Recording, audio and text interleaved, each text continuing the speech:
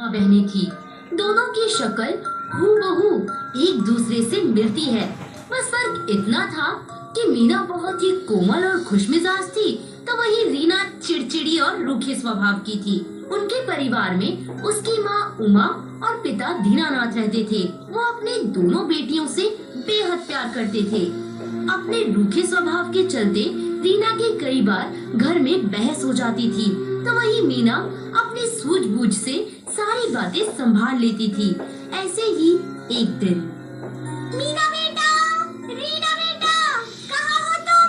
जल्दी आओ, देखो मैं तुम्हारे लिए कपड़े लेकर आई हूँ। वाओ, ये रेड वाला ड्रेस मेरे लिए है ना? नहीं बेटा, ये मीना के लिए है। हमेशा सबसे अच्छी चीज आप मीना को दे देती हैं। रहने दीजिए, मुझे नहीं चाहिए कुछ भी। अरे पगली, क्या तेरा मेरा कर रही है? सब तू रख ले। ओफो, बस करो तुम दोनों, एक एक ड्रेस लो और जाओ यहाँ से। ऐसे ही कुछ दिन बीत जाते हैं और दोनों बहनों की शादी किस्मत से एक ही घर में दो भाइयों राम और श्याम से हो जाती है। राम परिवार का बड़ा बेटा होता है, जो सीरत और सूरत दोनों में ही बहुत अच्छा होता है और वो एक कामकाजी लड़का होता है। वही श्याम सावरा, कम पढ़ा लिखा, घमंडी किस्म का होता है।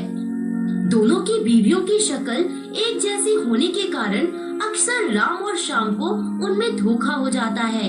ऐसे ही एक दिन मीना रसोई में खाना बना रही थी, तभी वहाँ श्याम आ जाता है और उसे पीछे से गले लगा लेता है। जानो, कितना काम करती हो तुम, थोड़ा सा वक्त अपने पति को भी दे दिया करो। अरे देवर जी, ये क्या कर रहे हैं आप? भाभी, आप हमको माफ कर दीजिए, मुझे लगा रीना है, सॉरी। कोई नहीं, पर आगे से जरा ख्याल रखना। जी भाभी, हाँ ख्याल रखेंगे। वहीं दूसरी तरफ रीना छत पर कपड़े सुखा रही होती है, तो वहाँ राम हाथों में गजरा लिए पहुँच जाता है और रीना को देने लगता है।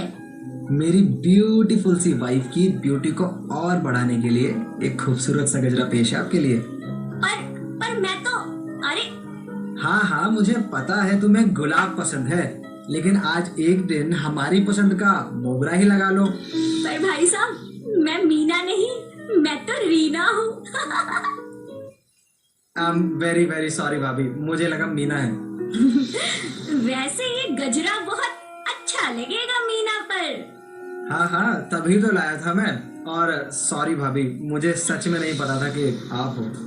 ऐसे ही दिन बीतते जाते हैं। राम और श्याम के माता पिता अपनी सारी प्रॉपर्टी अपने बड़े बेटे राम के नाम कर देते हैं, जिसे देख रीना और उसका पति श्याम पूरा सा मुंह बना लेते हैं। साथ ही एक षड्यंत्र रचते हैं। एक दिन जब कोई घर पर नहीं होता, तो रीना रसोई का गैस खुला छोड़ देती है और सर दर्द का बहाना करने लगती है। हाय हाय, मेरा सर दर्द से फटा जा रहा है। रीना, क्या हुआ रीना, तुम ठीक तो हो ना? रीना, मेरे सर में ना बहुत दर्द हो रहा है, प्लीज मेरे लिए एक कप चाय बना दो। मैं अभी लाती हूँ, तुम बैठो आराम से, चिंता मत करो। जैसे ही मीना रसोई घर में चाय बनाने जाती है और माचिस की तिल्ली जलाती है, वैसे ही ब्लास्ट हो जाता है और वो जलकर मर जाती है। रीना और उसका पति श्याम ढोंग करते हैं कि जलकर मरने वाली मीना नहीं बल्कि रीना थी। सभी घर वाले वहाँ आ जाते हैं। हाय, मेरी बीवी मर गई, अब मैं क्या करूँगा?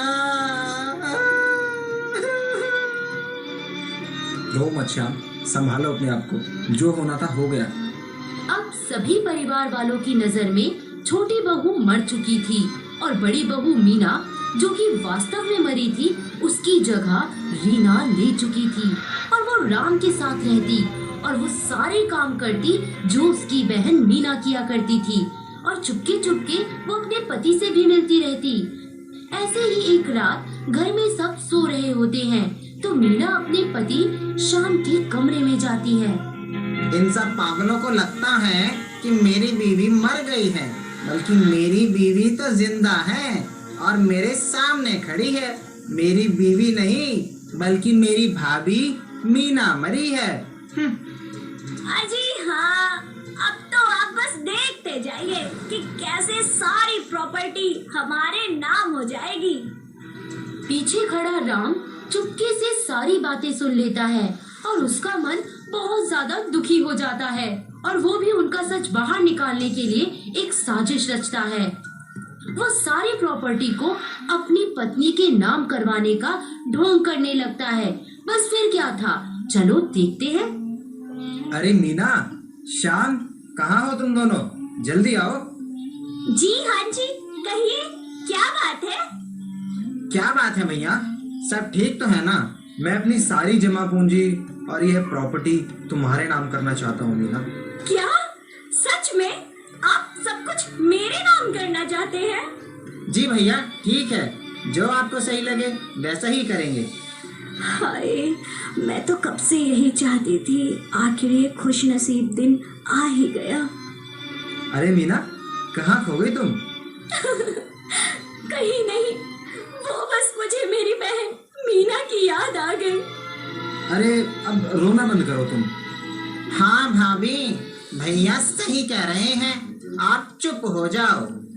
हाँ मीना, बस तुम स्टैम्प पेपर पर अपनी फिंगरप्रिंट लगा दो, फिर हम तुम्हारे आधार कार्ड से उसे मैच करवा देंगे और सब कुछ तुम्हारा हो जाएगा। राम की बात सुनकर रीना और उसके पति श्याम के तो मानो होश ही उड़ जाते हैं। क्या फिंगरप्रिंट लगा दो? हाँ बाबा, तभी तो सब तुम्हारे नाम होगा ना। पर भैया, साइन से भी तो काम चल ही जाएगा ना?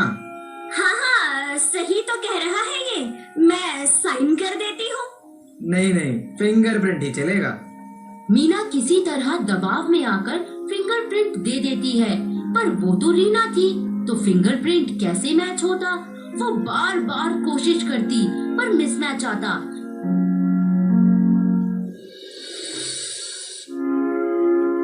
तभी राम बोलता है, अरे ये क्या रीना, फिंगरप्रिंट मैच नहीं हो रहा। जी क्या कहा आपने? पर मेरा नाम तो मीना है। सब जानता हूँ मैं, तुम मेरी बीवी नहीं हो। तुम दोनों ने मिलकर मेरी भोली भाली बीवी को मार दिया और रीना, तुम उसकी जगह लेके हमें बेवकूफ बनाती रही। रीना और श्याम की आंखें शर्म से झुक जाती हैं और वो सबके सामने अपना सच कबूल कर लेते हैं कि किस तरह उन्होंने साजिश से मीना की जान ली, उसे जलाकर मार दिया। राम पुलिस को फोन करता है।